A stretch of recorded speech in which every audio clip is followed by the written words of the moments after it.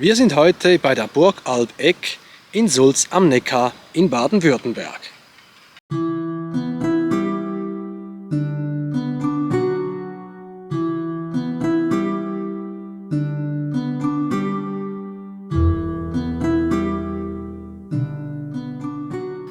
Bereits in der Bronzezeit wurde dieser Platz besiedelt. Dies belegen archäologische Funde. Ab dem Jahr 380 war hier eine alemannische Befestigung.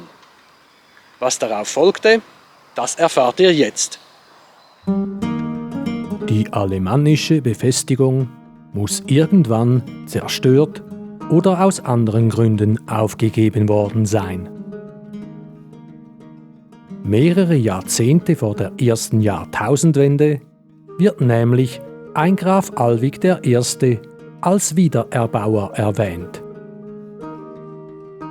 Somit stand dort bereits im 10. Jahrhundert vermutlich eine Burg. 1095 tauchen erstmals die Grafen von Sulz als Herrscher über das Gebiet auf.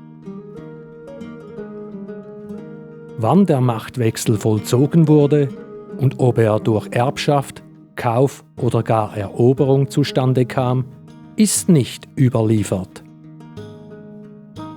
Auch stellt sich die Frage, ob die bestehende Anlage einfach übernommen, rundum erneuert oder eine völlig neue Burg erbaut wurde. Jedenfalls nannte man die Anlage damals Burg Sulz.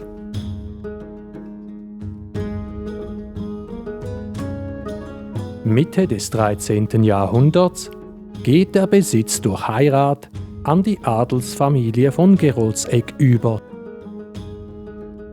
Im Jahr 1284 verlieh König Rudolf von Habsburg dem Ort Sulz die Stadtrechte.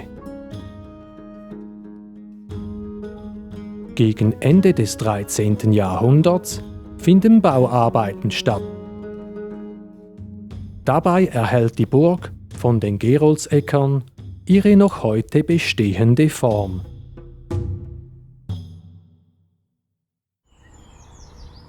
Wer die Burgruine auf dem Bergsporn selbst besuchen möchte, erreicht diese über einen schönen Wanderweg. Albeck ist eine ziemlich große Anlage und gilt als eine der schönsten Burgruinen am oberen Neckar. Von dort aus bietet sich ein herrlicher Blick über die Stadt und die Umgebung.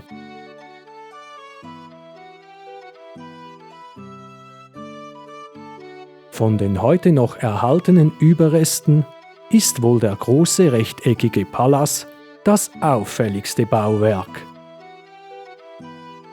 Die Einflüsse der französischen Architektur des 13. Jahrhunderts sind dabei nicht zu übersehen.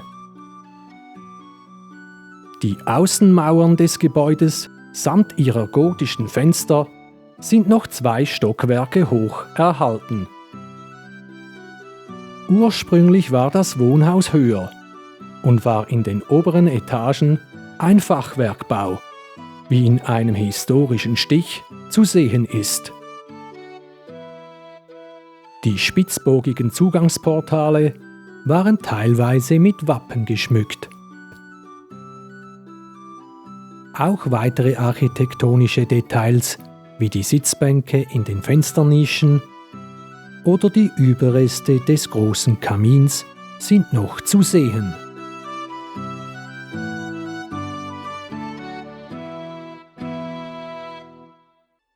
An das Wohngebäude schlossen im Norden und Westen die Mauern der Kernburg an, welche noch weitere Gebäude beherbergte. Die Kernburg war von einer viereckigen Umfassungsmauer mit Ecktürmen umgeben.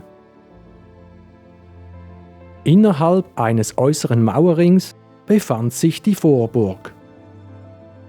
Heute ist nur eine Wiese zu sehen. Von einer möglichen Bebauung konnte nur ein Gebäude nachgewiesen werden, und zwar anhand der Balkenlöcher in der Nordmauer. Es ist jedoch davon auszugehen, dass es noch mehr gab.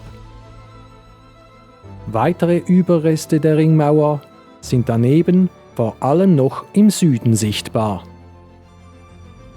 Weiter können heute noch ein Turm in der südlichen Mauer sowie der Stumpf eines Rondellturms, welcher heute als Aussichtsplattform dient, entdeckt werden.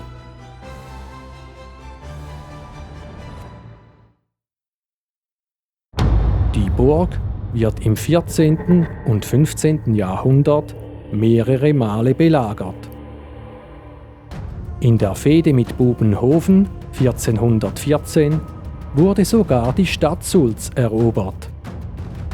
Doch die Burg konnten die Angreifer in allen Fällen nicht einnehmen.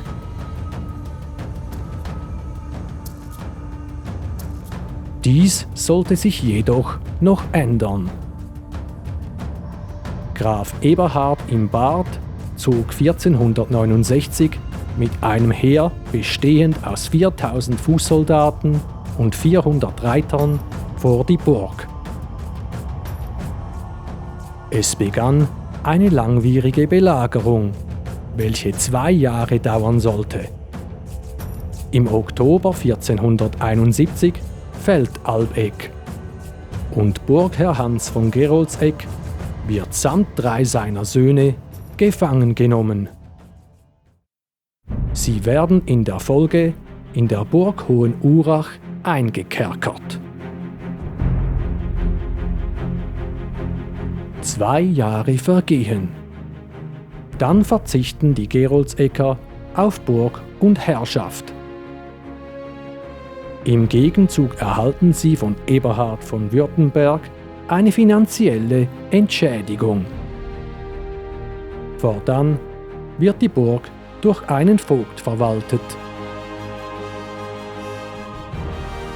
1488 werden in den Schriften Bauarbeiten erwähnt.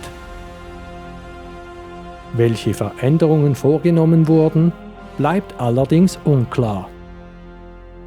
Danach wird es fast 3 Jahrzehnte ruhig um die Burg. Im Jahr 1525 tobt der Bauernkrieg. Auch Albegg bleibt davon nicht verschont und wird eingenommen. Über Schäden und Opfer ist allerdings nichts überliefert. Im Dreißigjährigen Krieg, welcher von 1618 bis 1648 wütete, wurde Albegg mehrmals durch bayerische Truppen besetzt.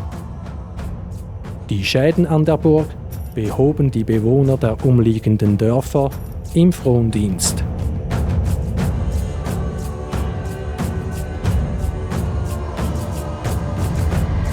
Am 30. Dezember 1688 wird die Wehranlage von französischen Truppen erobert und zerstört. Sie wurde danach jedoch wohl wieder bewohnbar gemacht, wenn man die archäologischen Funde betrachtet. Denn diese werden bis ins 18. Jahrhundert datiert. Nach dem großen Stadtbrand von Sulz 1794 werden Teile der Burg, vor allem die Ringmauern, für den Wiederaufbau von Häusern verwendet. Bis ins 19. Jahrhundert bleiben die Überreste der Burg im Besitz des Hauses Württemberg. Danach wechselte sie mehrmals den Besitzer, bis sie 1978 von der Stadt Sulz erworben wurde.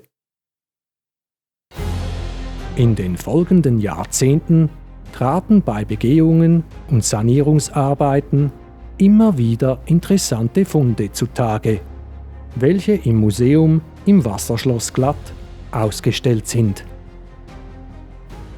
Die ältesten Funde können ins späte 11. bis 12. Jahrhundert datiert werden. Dabei handelt es sich um Randscherben von Tontöpfen.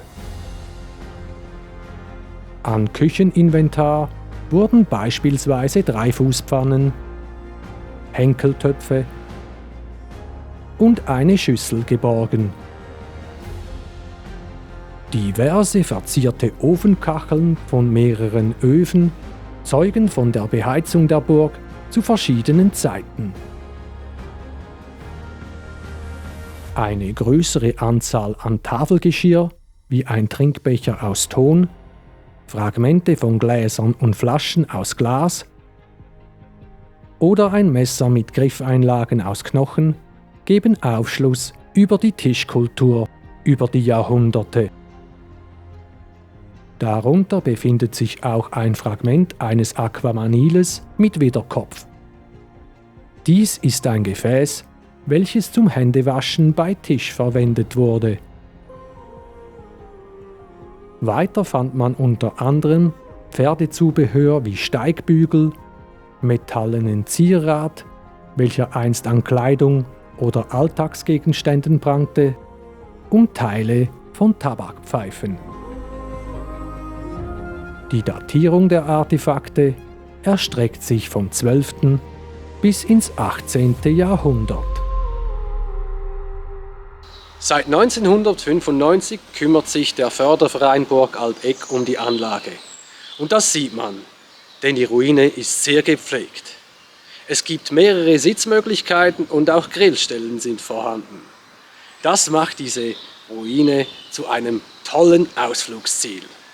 Seht es euch selber an. Ich wünsche euch eine tolle Zeit, Kommentare wie immer unten eintragen und wir sehen uns beim nächsten Mal.